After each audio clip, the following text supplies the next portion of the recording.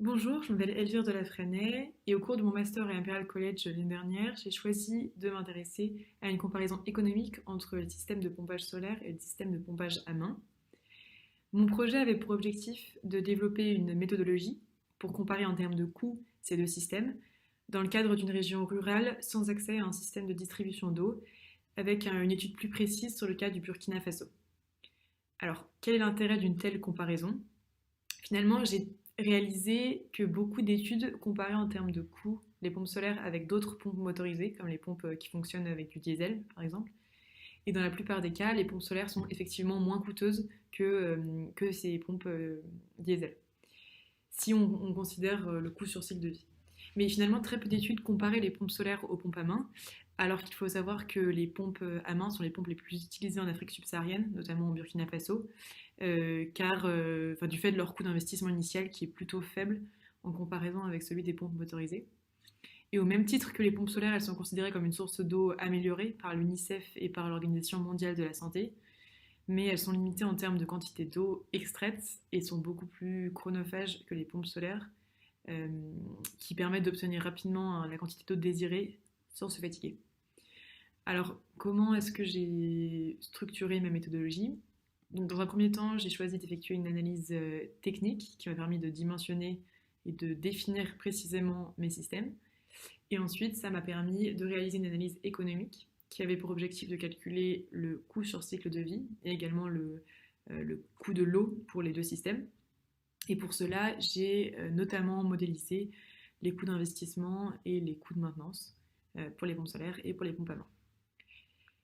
Ensuite, grâce à une analyse de sensibilité, la durée de vie des systèmes ainsi que la quantité d'eau extraite, donc le débit des systèmes de pompage, ont été modifiés et ajustés afin d'obtenir leur influence sur le coût de l'eau pour ces deux systèmes. Et toute cette méthodologie a ensuite été appliquée au cas du Burkina Faso, puisque une des spécificités de cette étude est l'utilisation de données collectées au cours d'un voyage sur place, ce qui m'a permis d'avoir une idée plus précise des coûts, mais également des durées de vie des pompes et des systèmes de maintenance qui sont mis en place. Alors, je vais vous présenter une partie de mes résultats les plus intéressants. Donc, dans un premier temps, si on se place dans le cas d'une communauté pour laquelle une pompe à main suffit, c'est-à-dire une communauté relativement petite, mes résultats montrent qu'effectivement, une pompe solaire sera beaucoup plus coûteuse qu'une pompe à main. Et donc, ce qu'on peut en déduire, c'est que pour les communautés avec un besoin en eau relativement faible, une pompe à main doit être choisie si on considère seulement les facteurs économiques. Mais ensuite, l'analyse de sensibilité m'a montré des résultats assez intéressants, puisque finalement, le coût de l'eau peut être plus faible pour les pompes solaires dans certains cas.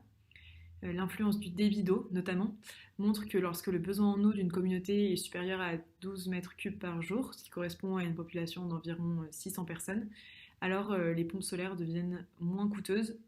Le coût de l'eau extraite par les pompes solaires devient plus faible que celui des pompes à main.